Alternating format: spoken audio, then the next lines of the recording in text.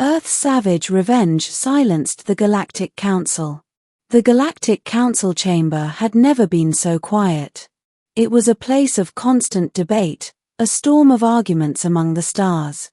Yet now every voice was hushed, every eye locked on the human delegation as they entered the hall. Not long ago, Earth had been mocked, dismissed as a backwater world too violent, too fractured, too primitive for the Council's lofty ideals. The other races called it a death world, its inhabitants feral survivors rather than true citizens of the galaxy. For decades, humanity endured the ridicule. They smiled through the condescension. They swallowed the slights. Until the Council went too far. 1. The betrayal. It began with Terra's colonies. Small outposts on marginal worlds, struggling to survive but proud to expand. When raiders attacked those colonies, humanity called on the Council for aid. The Charter guaranteed mutual defense. The pleas were ignored. "We do not expend resources on lost causes," declared Chancellor Vyr of the Valari. "Humans choose dangerous homes. Let them reap the consequences." Entire settlements burned.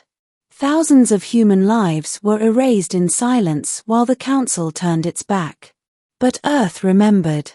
Humanity always remembers. 2. The turning point.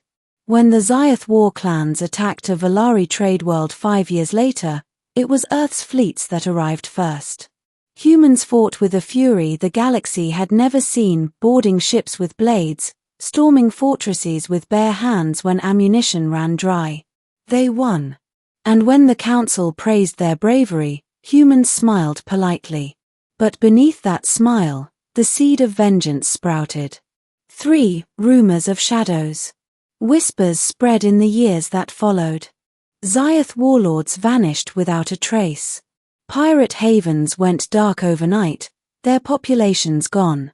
Even entire moons were found scoured clean, as if by fire. The Council suspected humanity's hand, but no proof ever surfaced. Whenever questioned, the humans offered only faint smiles. "Pirates," they said. "Accidents. Nature is harsh in deep space." The elder races shivered. They knew humanity had not forgotten the colonies abandoned to die. 4. The trial. The breaking point came when Earth petitioned for equal status within the Council. Not probationary, not conditional, equal. Chancellor Vyr sneered openly in the chamber. "Your kind is savage. You solve every problem with violence. You think with claws and teeth, not with reason. We cannot permit predators to sit among civilized peoples." The human ambassador, a quiet man named Elias Ward, bowed his head. "Then we must show you reason." The Council laughed. Humanity's voice was drowned in mockery. And then the lights dimmed. 5. Savage proof. Without warning, the Council's security grid flickered. Holoscreens across the chamber lit with footage, grainy, brutal images. A Xioth flagship gutted from within by human commandos. Valari nobles dragged from their palaces by shadowed figures. A pirate king begging for mercy before his station erupted in fire. Elias Ward's voice cut through the horrified silence. "For years you called us savage. For years you dismissed our cries. When you left our people to burn, we learned a lesson. The Council protects only itself." He raised a hand. The screens shifted. More images. Alien mercenaries kneeling before human captains. Deathworld beasts wearing harnesses, marching in ranks.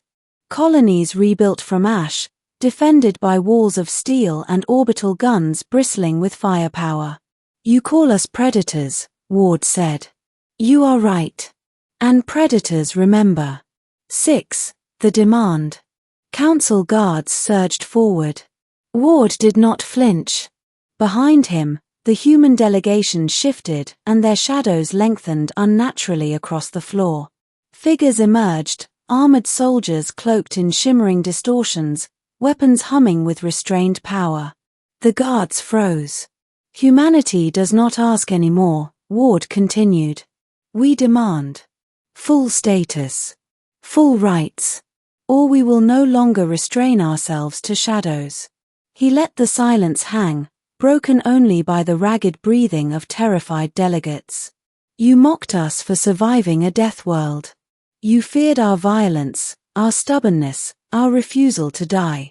Now you see the truth, Earth does not survive. Earth avenges.